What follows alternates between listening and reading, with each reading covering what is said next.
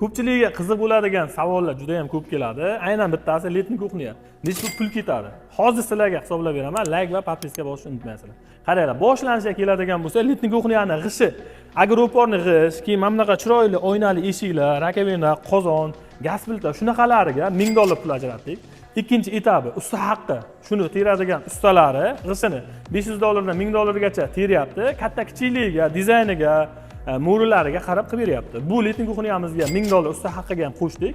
Uchinchi etabiga toshlari.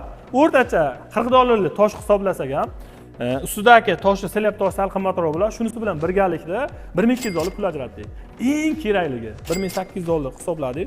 Shu ko'rinishga kelgunicha usta haqqiga, tosh usta haqqiga.